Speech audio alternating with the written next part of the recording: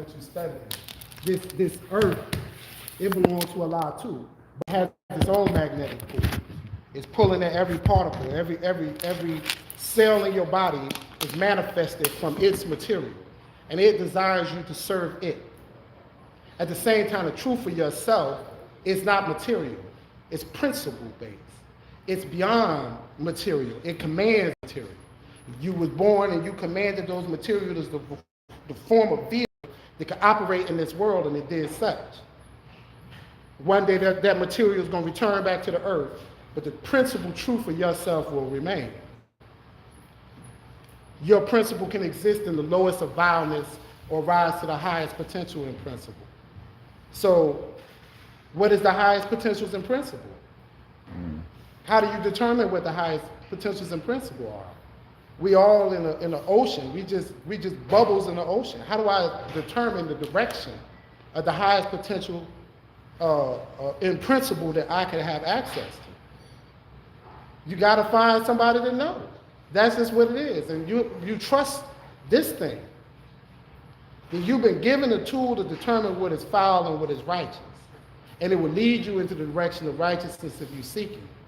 And when you find your master will come before you, and you will see the righteousness that exists within your master as the aspirations of your heart. That's what I want. And the master ain't promising you nothing more than that. That which attracted you to me is what I'm offering to you. And each master is not the same. Allah, I hear the disciple zikr who. That who thing, I'm not even going there. But just to say, the Allah we know it has 99 beautiful names. And each one of those names has an ocean of knowledge and potential within it. And you could travel any one of those potential paths up to the one. But the who is like yin and yang. It ain't just good. What you call bad is a part of it too. That's not the beautiful name that he prescribed for us in the Quran. But it's the truth for the one, all the principles. And some of those principles lead to your destruction. If you're seeking a proximity in God, but you still want to smoke a little, well, then you need to pick a shake that can tolerate that. You pick the wrong shake and you're going to suffer. There's a guide for you. And once you take your Jabaloo or your bayat with that particular guide, what you're essentially saying is, I don't know where to go. I took my Shahada, and my Shahada says, I don't like what I was. And I believe that I can become something better. But you'll take your Shahada and you'll fall. You'll retake your Shahada and you'll fall. You'll retake your Shahada and you'll fall. Because no matter if you proclaim that I know that I need to be repaired, if you don't find a path to repair yourself with, then you'll continue to follow the same habits and practices that you've been having. And so the bayat is, I took my Shahada, I cleaned myself out, I renewed. The Shahada is real. I choose by the power of the word sound power that Allah invested in me as the viceroy potential in this dunya to command myself to be new. And if nobody else accepts me as that, between me and the divine within myself, I accept it as that. And I move forward from that step forward. But this thing has a record of slick behavior. It has a record of clever tricks, tactics that allowed me to survive in this dunya thus far. And I have a tendency to lean towards them when the opportunity becomes available. You know what they call it, the path of least resistance.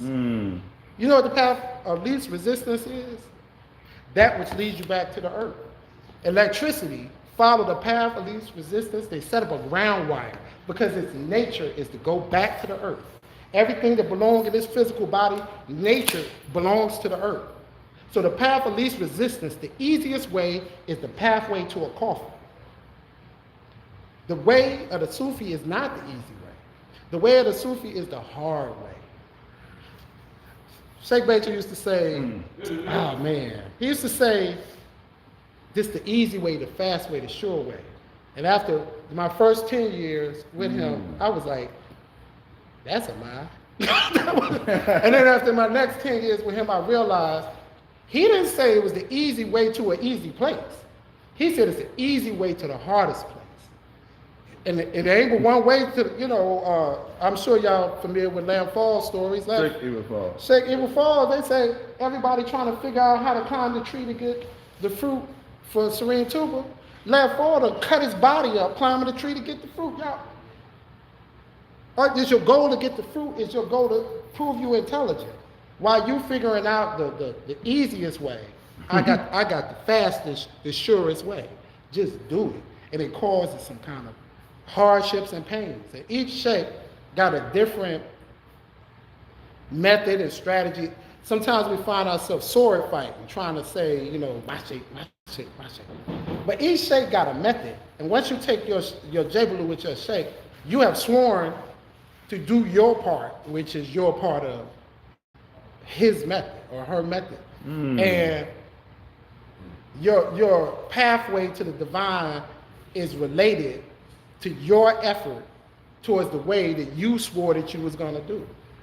You know what the biggest handicap of humans is on this planet?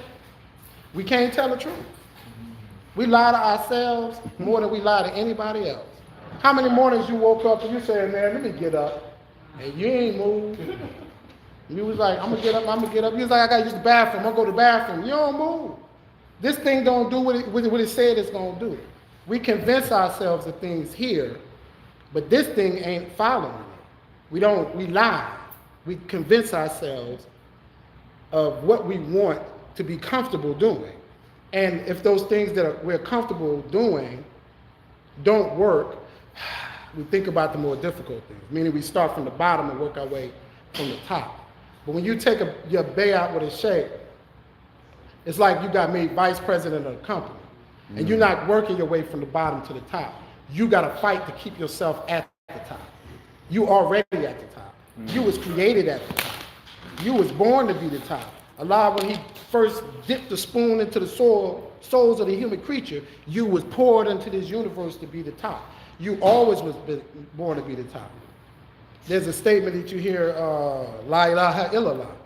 That's a principle. It's a law of mathematics. That Ilah, they translate it to mean God.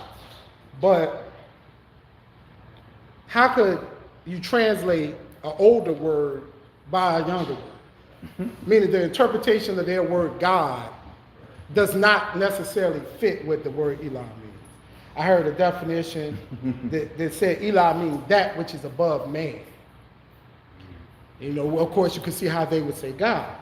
Well, that changed the meaning of the statement a little bit. It says there is nothing above man but Allah. There's nothing above you but the truth of Allah itself. And when you find out where can we find this truth of Allah, it's closer than your jugular vein. That's Tawheed. The problem is transforming ideas and words. Everything I say sounds pretty, but you got to transform it into actions. Because if you don't transform it into actions, you're just manifesting a different kind of ego. It's just you killed one ego to make another. The only thing you've been given in this world is time. With the Beggars Clan said, time is money you gain on the strip. All you got is time. And what we transform is principle into mechanics, and mechanics as expressions of the truth of who we are. Well, guess what?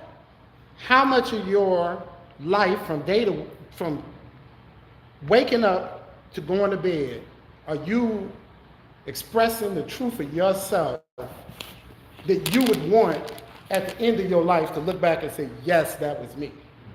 How much of it was you just diddling time away?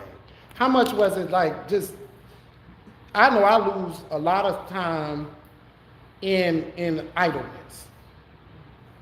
The idleness, and what they say, the idle mind is devil place. This thing right here is being recorded too. The truth for you isn't just what you demonstrated in action, it's also what's processing through your computer and what's processing through your AI system. All of it is being recorded. And you say, man, who's recording all that? You. The truth of you is recorded. You can't lie to yourself in the end. When you look back at your tape, that's going to be there. All of them thoughts. I said to myself, man, how do I get control? My mind is wild. How do I get control of these thoughts? The idle mind is the devil plays. Stop playing. I said, okay, I don't want to play no more. I want to get serious. You got to find a shape that got some work. It's not all academics. Even him showing you the ritual of the salat, that's action, it's effort. You got to do some effort. When you can look back at your day and you say, my efforts towards the divine was greater than my idleness, then you could be proud of yourself. And you're the only one that can judge it. I can say that again. Your efforts towards the divine versus idleness. When you can look, when the ratio is in the favor of your efforts towards divine, you could feel good about yourself. Did you go to see Jourin Umar Thioune in New York with us? Yeah. God, you know, that's been so long. Jourin Umar Thioune was Jourin Salih, brother. He used to come to New York. And I'm saying this for a purpose because it just kind of came in my mind. Jourin Umar Thioune, I had never seen him before. And we was waiting in line to go see him. And there was a lot of people. It was all Senegalese. We was the only Americans. And we got the message. Jourin Umar Thioune said he wanted us to get in the back of the line. And we was mad, like, you know, pride and all that stuff. We was upset. And we finally got upstairs. I walked in the door, and it was like something kicked me in my knees. And I fell. I didn't even see it. Something hit me in my knees, and I fell down like I'm facing this direction. And I'm trying to figure out what go on. Because I was just standing there dumbfounded. And I looked, and he's standing like where you was at. And I'm like, oh. And I held his hands, you know, the WCR. Jourin Salih's brother. Oh, my goodness. Jourin Salih's brother. I put my hands in his hands, and I was gone. I'm not going to even talk about it because they ain't going to believe me no way. But I was gone. And I was going, it seemed like forever. And it was a brother that he had on the side of him. And he tapped me on my hand. I'm like, oh, you've been holding this man hand for like 1,000 years. And I scooted away. I couldn't even look at him. That's why I still had the dreads. I couldn't even look at him. I scooted away, and we was a bunch of us in there, and I was hiding. Every time I look up, he was looking at me. I couldn't look him in the face. After like probably about 10, 15 minutes in there, I thought I was the devil. I don't know how to explain it to you. No, I do know how to explain it to you. You know how, what they call it in school, like the grading curve, you were teacher, you know, like everybody did bad on the test. Oh, yeah. So the teacher changed the grading curve. Yeah. So I think, not yet anyway, I think I got a B, C minus, until somebody get an A on the test.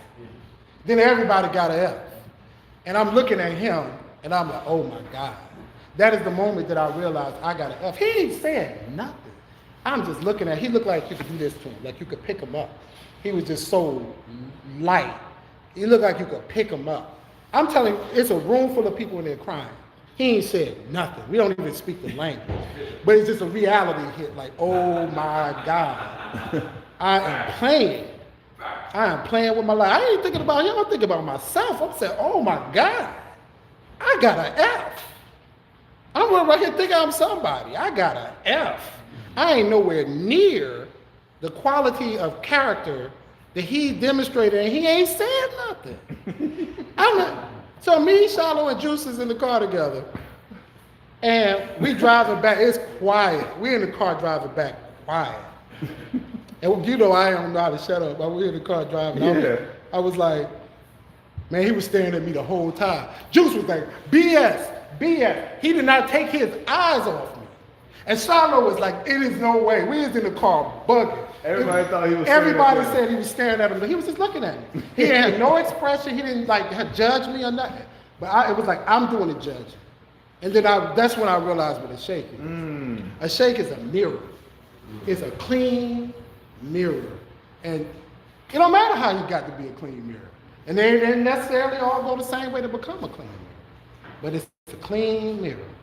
And if you honest with yourself, and you look in the mirror, and you see the monster looking back at you, that's you. That's you. And I was sad. I was sad. By the time I got home, you know, because it was like a 15-hour ride, I was sad. Because I just didn't think I was a monster. I was a monster. I said, Jesus. Call the white Jesus and everything. And then I realized, oh, I got time to fix it. That's what it was. It's just a chance, like an amnesty point. Because you the master, you the one. Why you choose to be that? You know, and then you go through the metaphors of what a demon is or a devil is. Because I'm seeing my monster. I don't know what you're going to see when you look in the mirror. When I seen my monster in the mirror, I said, oh, he got that red skin, the red skin. What's that? He got a Mars-like nature. You in that war spirit. You know, I know me, you know, I was into that martial arts and, you know, violence and stuff. And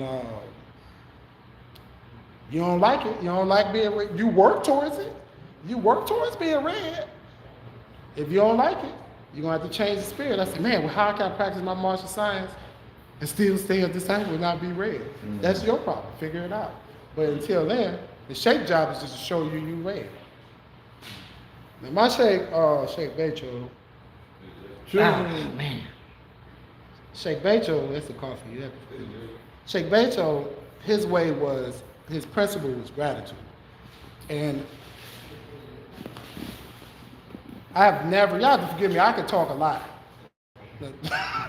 I talk too much. That's probably, my demon had a big mouth. But Shake Becho, I have to tell you about Shake Becho before I get off. Please. Shake Becho was the most beautiful thing I ever seen in my life. Man, good guy. I can't even talk. He passed away a couple years ago. I swear, man. You ever see somebody stick to something and to their own doom? Oh my God, this man, he loved his shake so much. Sweet Sally was his shake. Man, he loved him so much that he made his religion the gratitude for his shake. And then when we come along, he's saying, I'll take you as a disciple if you help me give gratitude to my shake. Meaning if you ain't helping me give gratitude to my shake, shoot, go ahead. That's what it is. And everything that we do is gratitude for the shake, gratitude for the shake, gratitude for the shake. He like, I'm going to slaughter some cows, send me a cow. We'll send him a cow. And he like, send me a cow yourself. Then he like, a cow ain't enough. They put him in jail. Everybody in the prison took their bayard. And he was feeding the people in the prison, including the guards. He would have a ZR out. They had a tree. This is in chess. They built the prison around the tree because it was where Sweetie Sally used to teach at. So imagine his master's tree is at the prison that he in. And he comes out of the prison, put his chair at Serene Saliu tree, and 1,000 people show up. And he's seeing every one of them one at a time. Every Thursday, he's having a ZR club. He go out to jail, he go to France, he do the same thing. His last words, his last actions was that. He sent his wives back to do the chant because he couldn't make it. He was in France. So it still happened. He sent them away. Don't worry about me. Do the chant. The dedication to the principle is what I guess it amazed me, that no matter what, not yielding. I'm old school. Y'all watch some Kung Fu movies back in the day? It's a movie, Execution of Shaolin. The Execution of Shaolin, y'all forgive me, this is how I talk. In the Execution of Shaolin, the brothers practiced tiger style. They killed his master. So he trains for 10 years. He goes to fight the White Lotus Chief. white Lotus Chiefs house him in the first, send him on down. So he go practice again another team. What? And he go back, and he said, your skills is nice, you gonna stay here. And he fights the dude, and he beats him. And the White Lotus Chief laughing, I got you. He reaches up, murk one of the White Lotus Chief boys, and dies in the tiger stance. He just, his body frozen in the tiger. He's like, I don't have to win. I just gotta stick true to who I am. All I want to prove you is the tiger style deserves respect. All I gotta do is teach you that my principles deserve respect. That my principles is through and through, every cell in my body is reverberating gratitude. And how do you do that if you've never seen that? But I seen it. I seen somebody do it. I looked in the mirror, I seen that I wasn't doing it. And every day I try to turn my fire up a little bit more so that I'm doing that. Allah on all principles. Allah on all the principles. And gratitude is a beautiful principle of Allah. All benefit, all Kareem is contingent upon gratitude. Everything that you want and the possibility of Allah is contingent on gratitude. And the lack of gratitude will cause you tarbiyah. So this principle, it lies through our whole lives. And you've seen it with your children. You demonstrate gratitude and I'll give you more. You don't demonstrate gratitude, I don't give you nothing, I'm gonna cause you suffering. That is a law of the universe based on the relationship between gratitude and benefit. Shukri and Kareem, they have an intrinsic relationship. And so that's what I start seeing in my life. That's the benefit if you focus on benefit. But the ultimate benefit is when Allah look at me, he see Shukri. He see the manifestation of Shukri and see me as his own, and that I am one and linked with that. And so the education of this, that's just my way. I got to be careful because, and like I said, every shade got a path. All I would say to you as disciples is that you stay true to what you swore. And it's gonna get ugly. It's gonna get hard. You're gonna want to quit. It's easier to do that foolishness that you've been doing. I could connive better than I could follow the principle, but that ain't what you want. That ain't why you're here. You're not here to connive. You're not here to demonstrate the foolishness you already acquired. You're here to get something new. And so Lamb Fall said you got to be like a corpse on the mortician's stand. Let your master do his thing, and you just comply. So with that, I commend all of y'all for coming out, and I pray that you reach your goal. Don't sacrifice it for nobody. Don't compare it to nobody's, because nobody you. Each one of you, men, women, kids, it's children that surpass all of us in spirituality. It's some kids that just came here to say Bismillah one time. He already arrived. He just had to say it. You know, we don't know what nobody's spiritual station is at, so you can't compare to anybody else. All you really could do is look at yourself and say, am I what I wanted to be? Am I on the path to what I wanted to be? Does my sheikh smile when he sees me, or does he turn his head when he sees me? And that'll be my matrix and how I determine my path. So when he says the easy way, it's the easy way. He said, that's not my work. And I said, okay, I won't do that no more. He said, I'm happy. I seen him, and I'm trying to get off the mic. I went to see him when he came to Indianapolis, and I was voicing some of my opinions about the Arabic and the Wolof, and he said, Arabic is good, yeah. Okay. He said, Arabic is good for reading Quran. He said, Wolof is good for speaking to Senegalese people. He said, but a deaf mute that outwork you will surpass you. Yeah. It ain't got nothing to do with talk. It ain't got nothing to do with the words. It got to do with effort. The person that I've been studying this for over 20 years. A deaf mute who outwork you will surpass you. I've been working on presentations and how I will present this truth to my family and my friends. And I think I get quite good at it. But that don't mean you're moving forward. The guy next to you ain't saying nothing, and he out working. That's what it is. Don't let nobody beat you. So they just said anybody between you and Allah is your Lord. Don't let nobody be between you and Allah. You outwork anybody. And you see somebody outworking you, smile and pick up your effort. Don't let nobody outwork you. That's it. That's the only thing that I can offer anybody is that. Don't let that go. It don't matter what shape you got. Turn it up. Turn the fire up. Turn the work up. Stop comparing yourself to other people. Look in the mirror. Know what you want to be and work towards it. And on this way, you'll get it. You'll get it. If you got, they're gonna tell you about Serene too, but it's an inexhaustible conversation. But you could get anything in Serene too, but for real, you could get anything in Serene too. Because you the prototype to get anything anyway. You just don't got the right program. Get the right program, you could get anything. But the main thing is getting in the presence of your Lord and not being ashamed. Because one day we all gonna be in the presence of Allah. And you don't want to be ashamed when you're in the presence of your Lord. That's just that. Jeff. Yeah. Takbir. Takbir. Takbir. That's our beloved brother, Umar Thioune, from TOUBA, Indianapolis.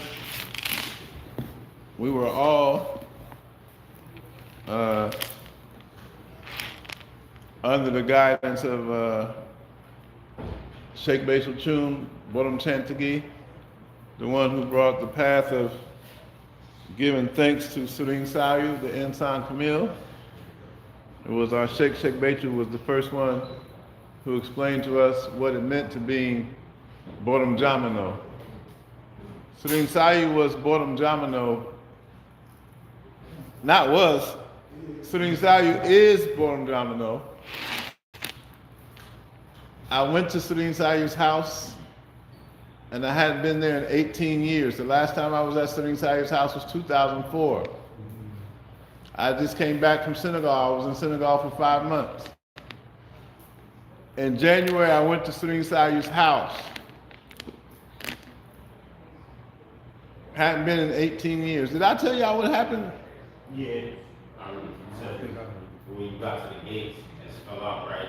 When I got to Jourin Sayu's house, they like, this is the gate where the prayer was at. I walked up, going like this. Ah! Start screaming, crying, fell in the gate, couldn't go in the courtyard anymore. This is this last time? In January. He's still in there, I swear to God. I had to take some dirt and throw it on my face and all over my body to come back to body consciousness. When I took all the dirt and threw it on my face, I jumped up, and started running and ran down the block. I know the people at the house was like, we're seeing some disciples do some strange stuff. At the Sheikh's house. We ain't never seen this man. He come and start screaming and fall on the ground because the presence of the master is still in his house.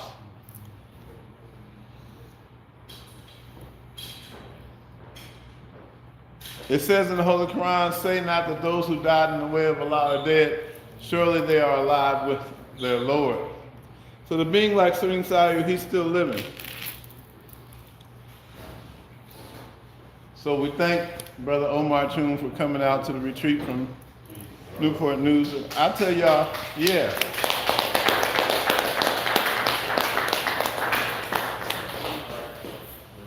When we met Omar, was it around the year 2000 or before that? 1999, 2000, in Indianapolis, Indiana. We had a bookstore out there called TOUBA Cafe. And when I met Brother Umar Thioune, he was such a mystic. He said, man, I was about to start my own religion. That's how deep he was in esoteric. He said, man, I'm glad I met y'all. I'm glad I met Sheikh Obama. I'm glad I met Sri Sai, because I'm that guy. I was about to start my own religion. And I believe for a fact he would have done it. So Sheikh Obama said, hold on, man. I'm going to need you to play on my, you was an all-star. You're going to win the championship. I'm going to need you to play on my team. So we've been together ever since. And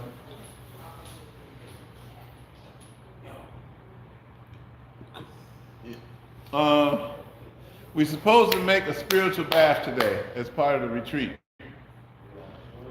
Does anybody have the cocaine and the PCP and no, people don't log off. People on YouTube was like, what kind of bath they making?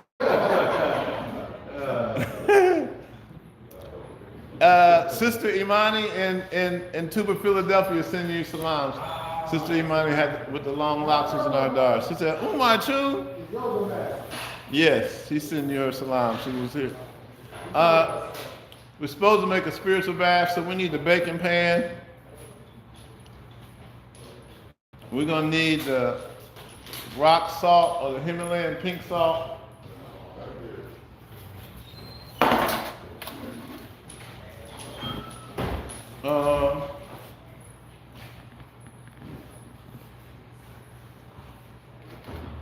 We're going to make a 7-day salt bath.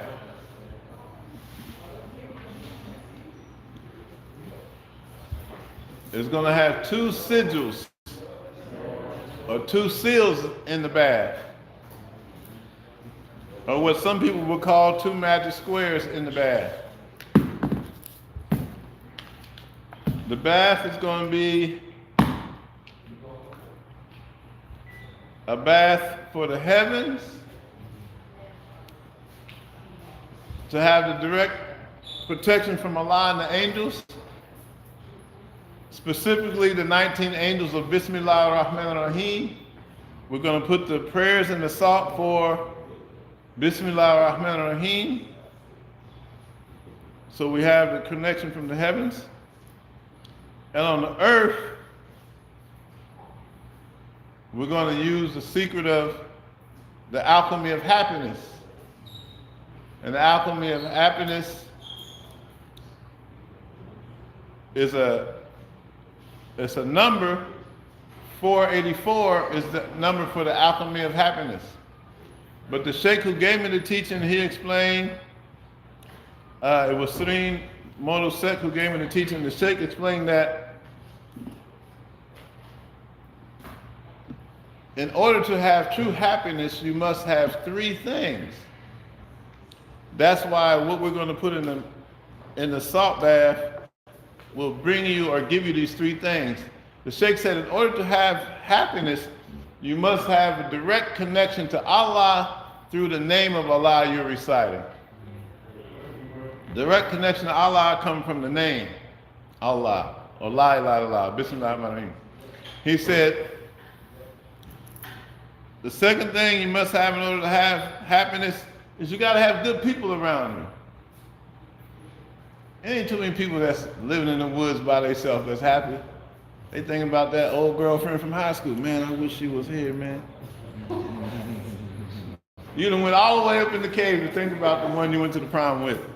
But anyway, so ain't too many people. It's 2 old people on the porch in rocking chairs smiling with dentures. The one person on the porch by themselves looking all sad and decrepit. We want to see 2 old people on the porch. So in order to be happy, you got to have a direct connection to Allah. The Sheikh said you got to have good people around you. And some of y'all ain't going to like the third thing, but the Sheikh said you got to have some money to be happy. Money is not the root of all evil. The Bible don't say that. The Bible say the love of money is the root of all evil. I will shoot you and take your Timbs, nigga. What? He loved them Timbs so much, he's willing to do evil to get them from you. Money is not evil. The love of it is what is evil. Because Prophet Muhammad ﷺ says, the hand that's like this is better than the hand that's like this. The hand that's giving is better than the hand that's receiving, because you had to do some work. I could go on and on and on, but you got to have direct connection to Allah, good people around you. You got to have some financial independence. So the bath we're going to make is going to have the names in it for the direct connection, for magnetism. How many people know what is magnetism? Oh, okay, she's scratching the itch. What's magnetism? It's like a compelling force that brings some type of energy away from people. Yeah, it's just energy itself. If these are two magnets, what will happen? They'll get close together. Magnetism is the power of attraction. So in the bath, we're going to put the prayers that will give the taker magnetism. The things you want in life will begin to come to you magnetically through the energetic pull of the names of Allah from the heaven, pulling to you what you're seeking on the earth. So all that will be in the bath. I'm not going to give it to the people on YouTube. Y'all should have brought y'all monkey asses. Assalamu alaikum.